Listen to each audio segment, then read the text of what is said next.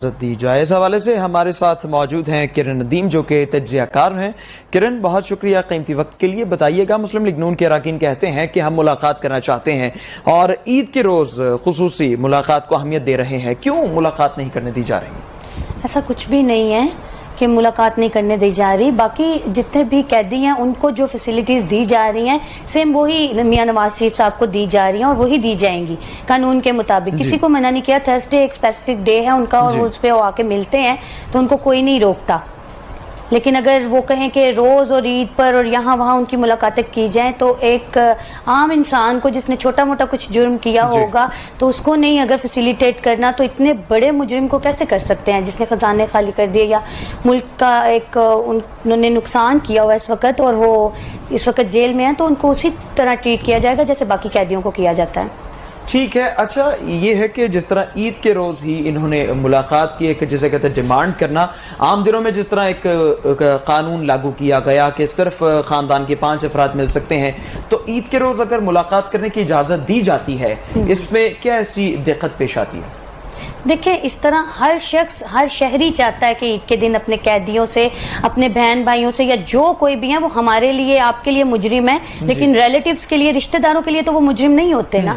سب کے رشتہ دار، سب کے پیارے ان کو پیارے ہیں اور وہ سب چاہتے ہیں کہ عید کے دن وہ ان سے ملیں، لیکن اگر ایک کو اجازت نہیں ہے تو پھر کسی بھی مجرم کو اجازت نہیں ہے۔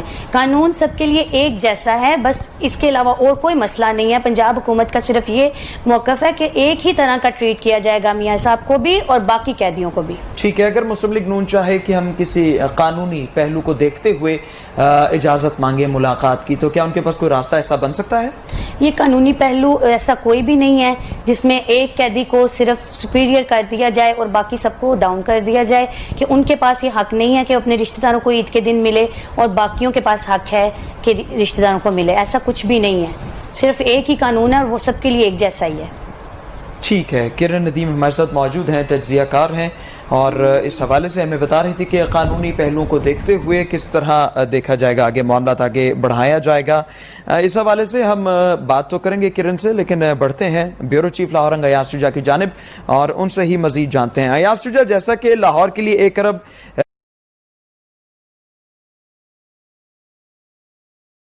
نہیں، ایسا نہیں ہوگا۔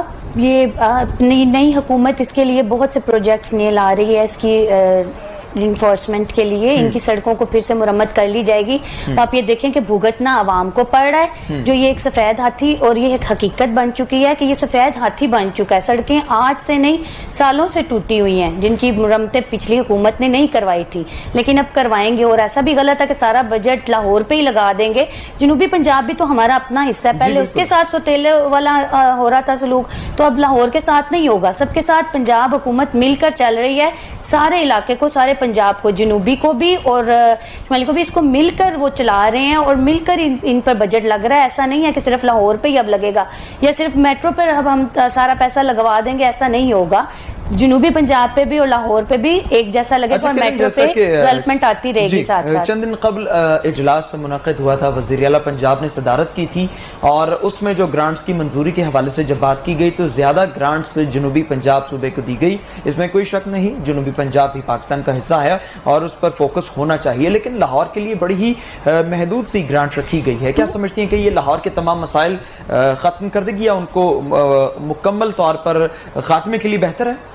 ایسا نہیں ہے کہ بالکل ہی مختصر سا اس کے لیے گرانٹ کیا گیا ہے۔ جنوبی پنجاب کے لیے وہ بہت زیادہ پسماندہ اور پیچھے رہ گیا، پچھلی حکومتوں نے بالکل توجہ نہیں دی، وہ بالکل ہی گرا ہوا، تو اس کو اٹھانے کے لیے ظاہری بات ہے زیادہ ضرورت تھی، تو اس لیے اس کا تھوڑا سا زیادہ خیال کیا گیا۔ ایسا نہیں ہے کہ اب لاہور کو سوتیلوں کی طرح چھوڑ دیا جائے گا، لاہور کا بھی کیا جائے گا، اور لاہور کے لیے اتنا بجٹ بہت ہے۔ ہم نے یہاں پہ نئی ٹرینیں یا نئی کام تو نہیں کرنے، میٹرو بس بھی بن چکی ہے، اورنج لائن بھی بن چکی ہے، اسے ہی ڈیولپ کرنا ہے، اسے ہی آگے لے کے چلنا ہے، تو اس کے لیے پھر ایکسٹرا پیسہ نہیں، صرف اتنا ہی پیسہ چاہیے جتنا محدود ضرورت پڑے گی، بلا وجہ اس کے لیے ضرورت نہیں۔ جنوبی پنجاب کو اس وقت زیادہ ضرورت ہے، لیکن دونوں کو ملا کر چلیں گے۔